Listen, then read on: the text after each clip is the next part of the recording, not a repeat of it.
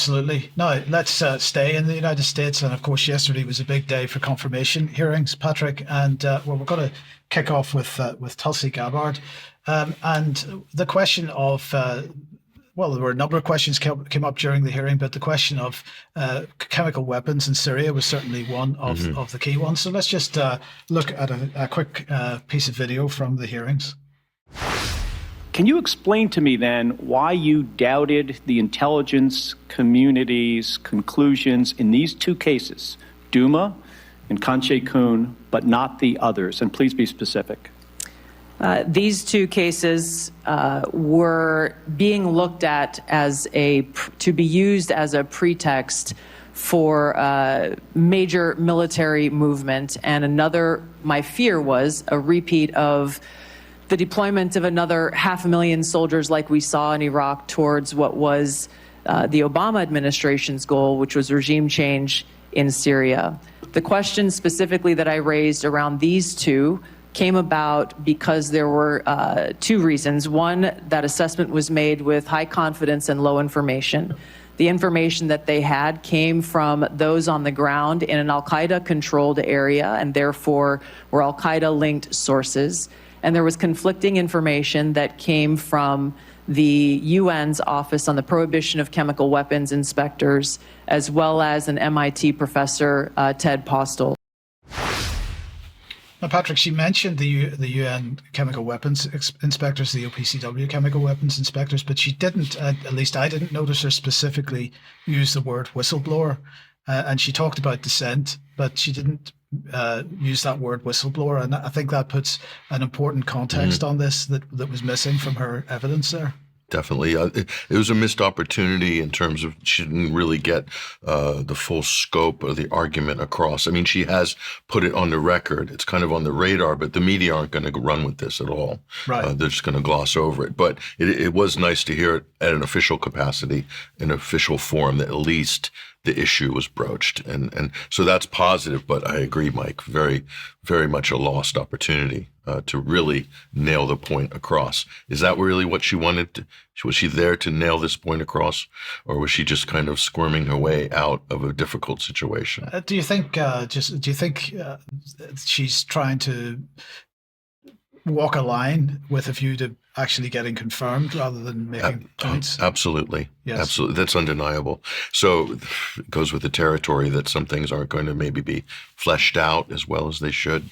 Yes. This is unfortunate, but this is how Washington really works. Well, she made a really important point during her opening statement, but before we get to that, I just mentioned that we have a new article up on the UK Column website by Dr. Piers Robinson. Why is this not working?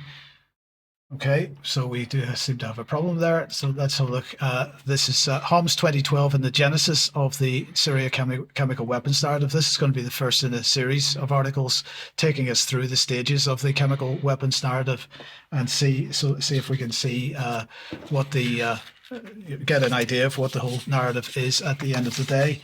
But as I say, oh dear, we do have a technical problem here today. So let's just see if we can get this second clip running, and then we can see if we can sort it out. So Tulsi Gabbard then in her opening statement made a comment about intelligence. To my husband, Abraham, my family, friends, fellow veterans, Medal of Honor recipients, and patriots, thank you for your love and support.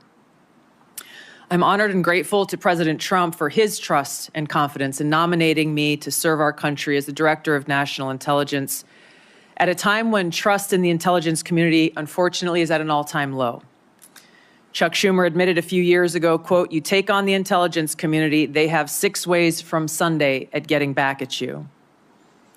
For too long, faulty, inadequate, or weaponized intelligence have led to costly failures and the undermining of our national security and God-given freedoms enshrined in the Constitution. The most obvious example of one of these failures is our invasion of Iraq based upon a total fabrication or complete failure of intelligence. This disastrous decision led to the deaths of tens of thousands of American soldiers, millions of people in the Middle East, mass migration, destabilization, and undermining of the security and stability of our European allies, the rise of ISIS, strengthening of al-Qaeda and other Islamist jihadist groups, and strengthening Iran. So she's at least mentioning the intelligence failures, but did she go far enough? No, I think, and this is an even bigger missed opportunity. And this is one of the big criticisms I have with Tulsi Gabbard, is that she's rightly pointing out, and Mike, that intelligence failures have dragged the U.S. and its allies into forever wars that were unnecessary, that have cost blood and treasure. I mean, we've heard that narrative before many times, right? Has that stopped any U.S. imperialist activity? It's arguable that it has, but maybe it has, who knows? But she's leaving out the most important point. And the most important point is, where is this bad intelligence coming from? Well, on almost every occasion, this bad intelligence is coming from our, quote, allies. And which allies in particular? Well, the Israelis and the UK. Right. Look at the yellow cake uranium. So we're talking Richard Dearlove here and Hannigan, Dearlove, yes. the yellow cake uranium, WMD thing. The British played a huge role in kicking the U.S. back into line on that. Not even talking about the Steele dossier and all this other stuff. But but here's the other thing. Ghouta. We don't talk about a chemical weapons attack in Syria. East Ghouta, August 2013. You remember it well. David Cameron brought the vote to the Commons. We nearly went to war over this. Who provided the key piece of intelligence, Mike? An intercepted phone call that created a narrative that Syria somehow launched a sarin attack while the UN weapons inspectors were rolling in at the invitation of the Syrian government. Well, that was Israel, wasn't it? Yeah. That was the Israelis.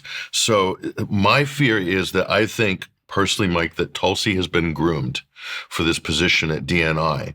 And the bad intelligence, she has not addressed the source of it. So we could see a situation where intel on Iran is pouring in from the usual suspects, and Tulsi Gabbard will feel compelled to brief the president, as the DNI is supposed to do, curate intelligence briefings from the different agencies, that this is a credible threat, Mr. President, and we need to act on it. Right. I think she has been groomed for this.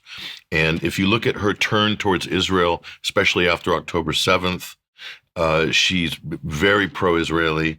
And we could show you some things, but that's my fear, is that she's known as an anti-war person. She's known as one of us in the truth community and so forth.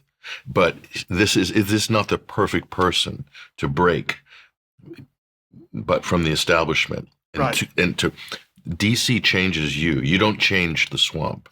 The swamp changes you. I think this is a perfect example of that. This is my biggest concern with Tulsi. Right, and you're talking about the lobby, and there it is. Well, there it is. There's Rabbi Shmuley and Miriam Adelson. And isn't it Thomas Massey said everybody in Washington has an IPAC guy or a handler? Well, this is Tulsi, arguably early in her career, 2016 here, but they've had their eye on Tulsi Gabbard for a very long time, and her pivot to Fox News and her turn to become a Republican and all this process. She's become very pro-Israel and very anti-Muslim or anti-radical Islam and so forth.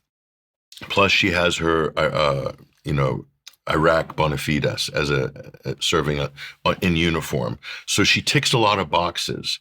But my question is, when it comes to the crunch, is she going to accept or reject intel coming from foreign intelligence services? Assuming she's confirmed, only time will tell. But we can continue to